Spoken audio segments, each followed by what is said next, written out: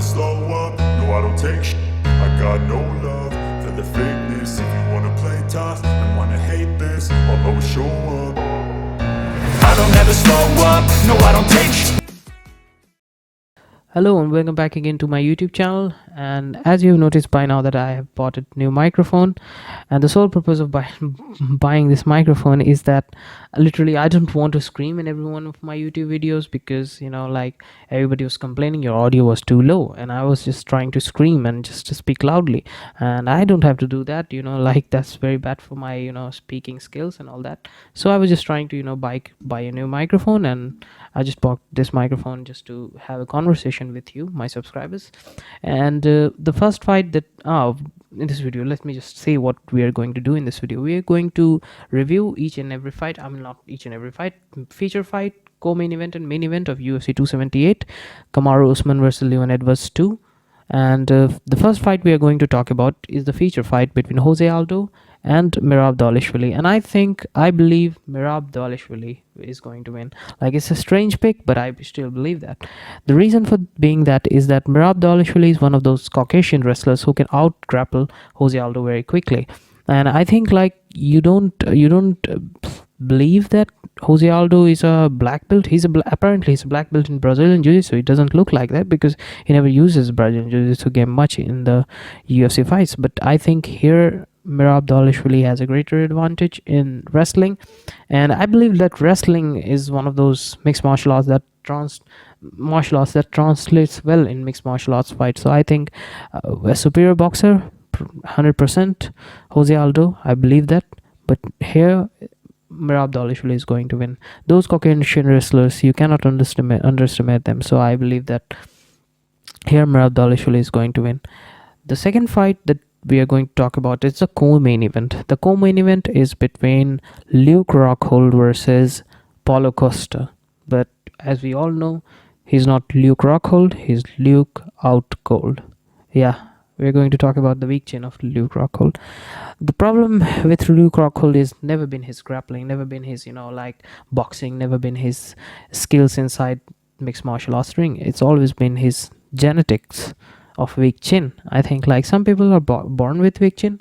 So I believe like here we will see the loss of a brutal loss of like this is going to be something bad for Luke Rockhold, because like every time we see Paulo Costa, he's not a precision striker, but he's a power puncher. That's the one type of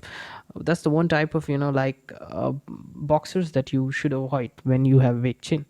But instead, like Luke Rockhold, after 3 years of being not fighting in the UFC, he just came back for the match against Paulo Costa. So that needs a little bit explaining for me, why UFC did that or why he did that. But because he's been speaking lately about UFC too much, so I believe like Paulo Costa here has a great advantage, because it's a 3-round fight. Like anything can happen in those 3 rounds. One punch and Luke Rockhold is Luke Out Cold. So I think like he has a knack of getting out cold, like knocked out cold. That's knocked out cold. I'm sorry, because I just wanted to rhyme it with Luke Rockhold. I'm sorry, but I believe like he is one of those people that I don't believe is no longer like.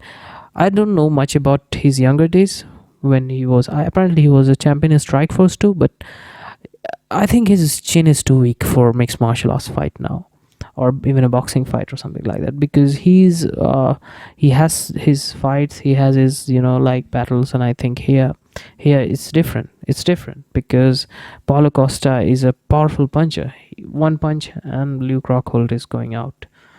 Now one more time, Luke Rockhold becomes Luke Out Cold. So that's my prediction for this fight. If I'm betting man, I'm putting my money on Merab Dvalishvili and Paulo Costa. Merab Dvalishvili and Paulo Costa. These are the two people that I'm picking to win in co-main event and feature fight respectively. Now we're going to talk about the main event, Kamaru Usman versus Leon Edwards. That's 9 fights in a row. That's what he say. like Leon Edwards, and finally he's getting his title shot. That's 10 fights in a row. That's what he said. I think so, because one of those fights was cancelled. I mean, like, no winner or something like that. Something like that. But I still believe, like, he's a better striker than Kamaru Usman. But Kamaru Usman is a superior grappler than him. But here, I think, like, striking of Leon Edwards might be at the level where Kamaru Usman might never reach, because you can see that. You can see Kamaru Usman, even though he has some great power, he has some great jab, he has a great cross, he doesn't have that much clear, defined, like a striking. So that's different. That's very different, and that's very hard to inculcate. That's very hard to like emulate. Like it's just a skill that comes with like not 100, it's probably tens of years of training. So Kamaru Usman is not going to have a perception of Leon Edwards like he's going to like knock out Leon Edwards, and I don't want Kamaru Usman to have that perception, because if he has that perception, he's going to lose, because in terms of striking, these two people are very far from each other. In terms of pure striking, I think maybe he can land the lucky punch, who knows, and I will look like a fool. But I still believe, if he tries to go out and try to knock out Leon Edwards, I think it has a very high possibility. Like, there's a very high possibility of Leon Edwards shocking Kamaru Usman and just knocking him out. Probably he has good elbows, so I believe that's the way like things will go. Now, what I think in this fight will happen, I think Kamaru Usman is a smart guy. He will try to wrestle with Leon Edwards, but here I believe, like, probably because of his ego, because of his future, like what he wants to do in future, he wants to box or something like that. So with Canelo, I don't know why he's trying to do that, but if that happens, I think Kamaru Usman is going to lose, if that happens. So, and I think that might happen. Kamaru Usman may like try to outbox Leon Edwards, and that will be a very bad choice for Kamaru Usman. So I believe, like, Paulo Costa is going to win, Kamaru Usman is going to lose. Kamaru Usman is going to lose. So I'm picking Leon Edwards, Leon Rocky Edwards, Paulo Costa, and Merab Dvalishvili. So these are the fights in UFC 278 card. And now I just want to talk about something a little bit, not much. I just want to talk about Marlon Chito, where I'm like, that head kick, man, like, broke the nose of Dominic Cruz. It's sad to see Dominic Cruz end up like that, but like, it was one of the finest reads of the movement of Dominic Cruz. He has that movement, but still, like, it's very tough to explain how good that strike was. Like, like, it's nearly impossible to explain to an individual who's not familiar with martial arts how he set up that kick. Like, that was pure thing of beauty. I think Marlon Chito Vera is one of the best at 135, and I think he deserves a match with Peter Yan or something like that. Cancel Sugar Shane or Sean O'Malley versus Peter Yan. Give us Marlon Chito versus Marlon Chito Vera versus Peter Yan, because I think those two people are very matchable in terms of like who's the best at 135, and I believe Marlon Chito Vera has a win over Sean O'Malley, and Sean O'Malley is getting a shot at Peter Yan. So I believe here, like, Marlon Chito is one fight away probably to at getting the title shot. I might not be true, but here I think, like, just one title fight, probably he might even get a title fight straight away, because two back-to-back finishes against legends like Dominic Cruz, Frankie Edgar might give him a title shot. Who knows? So let's just find it. Let's just find it out. Let's just wait it.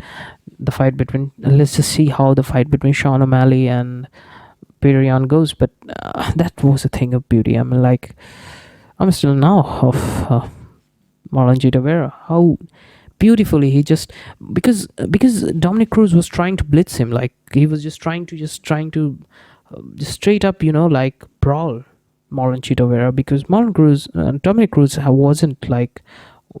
uh, wasn't like this. He wasn't like this type of fighter that he's trying to brawl everybody, but he just turned into that to just defeat Chito Vera. He was doing great, to be honest. He was just having success, but not many success in terms of doing damaging strikes, but in terms of doing, like just accumulative punches. He was trying to win by points, and that was great, the strategy from, like Dominic Cruz. So, but still, Marlon Vera, it's like Marlon Vera is very dangerous, man. He can defeat anybody at any time. So I believe, like way more dangerous than Sean O'Malley, to be honest. If you understand mixed martial arts, you understand this. So I want to see him in a title fight or a fight against Peter Yan. That would be epic, man.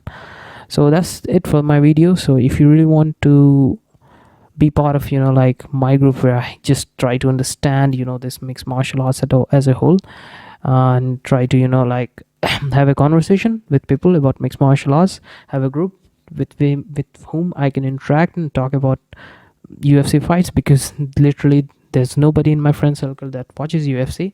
So that's why I just want to make a YouTube channel and just try to have a conversation with people about UFC. So if you like the content, please like, share, and subscribe. Peace.